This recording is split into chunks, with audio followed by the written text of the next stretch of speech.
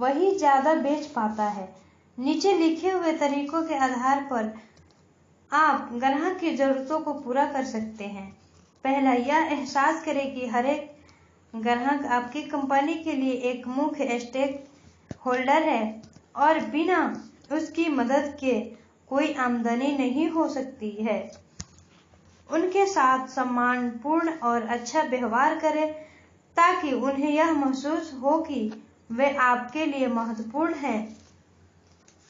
दूसरा, यह समझें कि हम उनकी सेवा कर रहे हैं, मदद नहीं कर रहे या उन पर एहसान नहीं कर रहे हैं। हम वही करते हैं जो हमारा फर्ज है। तीसरा, हमेशा ग्राहकों की जरूरत और चाहत के प्रति सावधान रहे और उन्हें आश्वासन दे कि उन्हें पूरा किया जाएगा। चौथा, यह जाने कि हर एक ग्राहक अपने आप को महत्वपूर्ण समझना चाहता है, इसलिए वह उम्मीद करता है और आपके खास ध्यान का हक भी रखता है। पांचवा, ग्राहक अपने सप्लायर पर विश्वास करना चाहता है। इस सच को अच्छी तरह समझें क्योंकि यह विश्वासी है जो निष्ठा और वफादारी को जन्म देता है। किसी नए ग्राहक को लाना 6 से 10 गुना ज्यादा महंगा पड़ता है बजाय अपने पुराने ग्राहक को बनाए रखना। आइए आज पढ़ते हैं चैप्टर नंबर 12, क्वालिटी और भरोसा। अगर आप क्वालिटी देना चाहते हैं और आप अपनी विश्वसनीयता को अहमियत देते हैं तो इस उसूल के साथ जिए, हमेशा वचनबद्ध रहे और हमेशा वादा कम करे और परिणाम ज्यादा दे।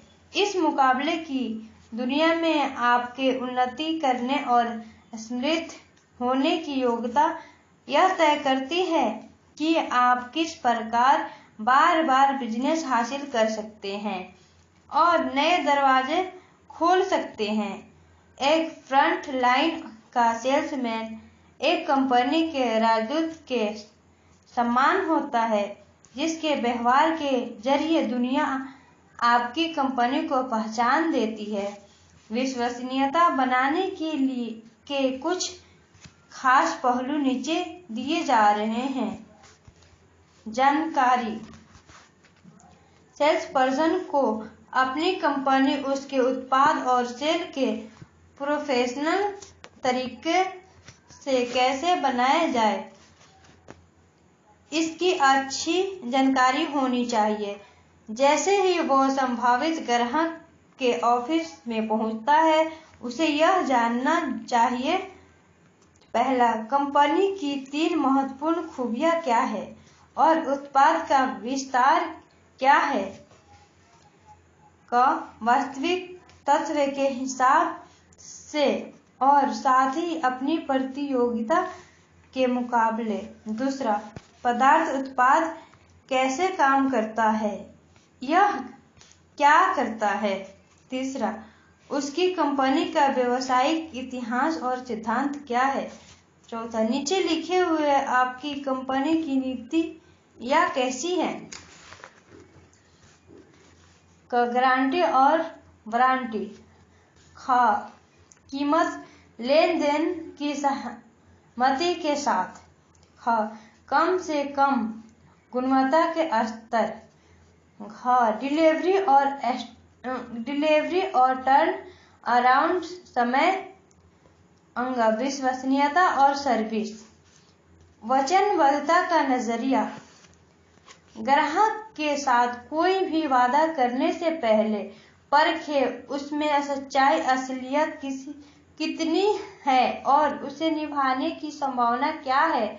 यह जानते हुए कि ऐसा कुछ संभव नहीं है, फिर भी मात्र एक सेल के लिए कुछ करने का वचन देना अनैतिक है और ईमानदारी के खिलाफ है। क्या संभावित देरी होने के केस में कुछ आप थोड़ा समय अपने हाथ में लेकर चले थे। जब आपका वादा पूरा नहीं होगा तो आपकी और आपकी कंपनी की विश्वसनीयता का क्या होगा? हाल ही में मेरे परिवार ने बरामदे के लिए कुछ लाइट खरीदी। सीधे शब्दों में विक्रेता ने आश्वासन दिया कि छुट्टी के इस रविवार से पहले लाइट पहुंच जाएगी। हमें दोबारा आश्वासन दिया गया कि बिजी सीजन के बावजूद माल समय पर पहुंचा दिया जाएगा। उन बातों के आधार पर हमने लाइटें खरीद ली। रविवार आया और गुजर गया, अगला इतवार भी आया और चला गया, और इस तरह कितने ही रविवार आए और गुजर गए। एक महीने बाद अचानक से लाइटें पहुंची जिनका रंग खराब और गलत था। सही लाइट वापस आने में 3 हफ्ते और गुजर गए। यहाँ सेलर की विश्वसनीयता कहाँ थी? वह अपने वचन को पूरा करने में पूरी तरह असफल ही नहीं बल्कि वह बिल्कुल अप्रोफेशनल था, क्योंकि उसने यह भी नहीं देखा कि सही चीज भेजी जा रही है या नहीं। मैं इस आदमी से दोबारा नहीं खरीदूंगा, और उसके बारे में कोई मुझसे पूछे तो उसके घटिया परफॉर्मेंस के बारे में दूसरों को सचेत करूंगा। इसके विपरीत मुझे एक अनुभव हुआ जब मैंने एक नए बाथरूम के लिए सामान खरीदा। एक परिवार के सदस्य ने उस विक्रेता के पास भेजा था। उसने मुझे कई चीज दिखाई, प्रेजेंटेशन दिया और कीमत बताई। उसकी कीमत औरों की अपेक्षा अधिक थी, लेकिन जिस तरह उसने चीजों को विकल्प के साथ मेरे सामने रखा, मैं खुश हो गया और खरीद लिया। कुछ ऐसा था जिससे मुझे तसल्ली की अनुभूति हुई। उसने जो भी वादे किए उसे पूरा किया, यहाँ तक कि उसने निश्चित समय के पहले मुझ तक सामान पहुंचा दिया, तो मुझे बड़ी खुशी हुई। मैंने उससे उसी जगह उसके पैसे चुका दिए और हफ्ते के भीतर ही मैंने उसको 2 और लोगों के पास भेजा जो उसके ग्राहक बन सकते थे। उसके साथ काम करके मजा आया। ग्राहक सेवा का नजरिया। क्लाइंट आपके साथ बिजनेस करने में सहजता और आराम महसूस करे, इसके लिए आपको यह महत्वपूर्ण रूप से ध्यान देना होगा कि आपके द्वारा दी जा रही सर्विस कैसी है। जब क्लाइंट कोई सवाल पूछता है तो आपके और आपकी कंपनी के प्रति उसका विश्वास कैसा होता है? क्या वह सुरक्षित महसूस करता है या उसके मन में आपकी वचनबद्धता के ऊपर शक पैदा होता है? यह मापना जरूरी है कि आपने अपने बेंचमार्क और क्वालिटी स्टैंडर्ड या स्तर को तय किया या नहीं, और अगर तय किया तो उन्हें बनाए रखा कि नहीं, कहाँ तक बनाए रखा है। हर छोटी से छोटी चीज की अहमियत होती है। अगर ये बातें मायने रखती है तो फिर ये छोटी कैसी हुई, इसके पीछे क्या सिद्धांत है? छानबीन करें। पहला, आप कितनी जल्दी फोन को उठाते हैं? क्या सही लोगों के साथ बात करने का अनुभव अच्छा या खुशनुमा होता है? दूसरा, कितनी जल्दी आप रिटर्न फोन कॉल का जवाब देते हैं? तीसरा, सर्विस और मेंटेनेंस आप कितनी जल्दी देते हैं। चौथा, ब्रेक डाउन के केस में उसके सुधार में या ठीक करने में आपको कितना समय लगता है।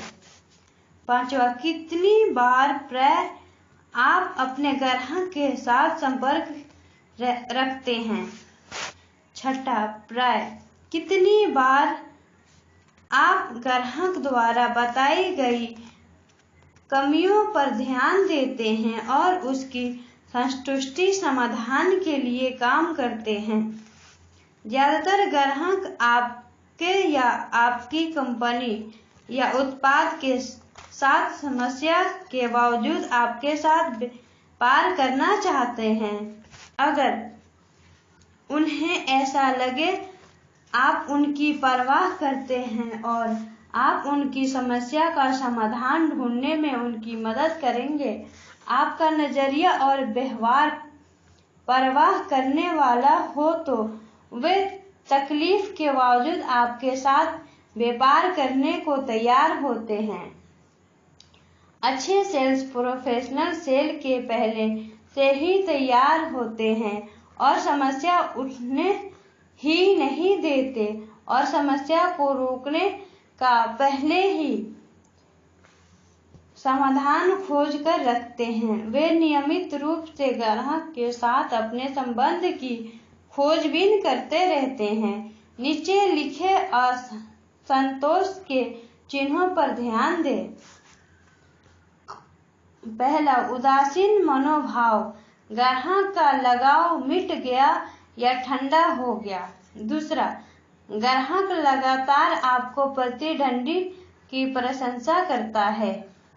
तीसरा, शिकायतों की संख्या बढ़ती है।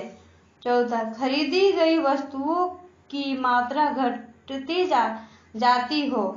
हर ग्राहक ऐसा एहसास करना चाहता है कि उसने आपके साथ बिजनेस करके सही निर्णय लिया। गुण के मापदंड परिभाषा कौन देता है? खरीदार हमेशा। आप विश्वसनीयता कैसे बनाते हैं? उतना ही वादा करते हैं जितना निभा सकते हैं। अच्छाई और क्वालिटी का निरंतर ट्रेनिंग और टेस्टिंग के नतीजे के रूप में मिलती है। यह हमेशा जारी रहने वाली प्रक्रिया है। अच्छे संस्थानों को अपने स्टाफ को क्वालिटी के स्टैंडर्ड पर हमेशा ट्रेनिंग देनी चाहिए। उत्तमता के लिए मेहनत करना गुणवत्ता की पहचान है। पूर्णता के लिए मेहनत करना एक पागलपन की पहचान है। क्या कोई ऐसी चीज है जिसे पूर्णता कहा जाता है? क्या ऐसी कोई चीज है जिसे अगली बार और अच्छा नहीं किया जा सकता है या उसमें तरक्की नहीं की जा सकती है? अच्छे प्रोफेशनल अपने लिए ऊंचे स्तर और पैमाने खुद तय करते हैं। वे नई ऊंचाइयों के लिए अपनी सीमा को बढ़ाते हैं। वे निरंतर अपना ही रिकॉर्ड तोड़ने चले जाते हैं। Thank you.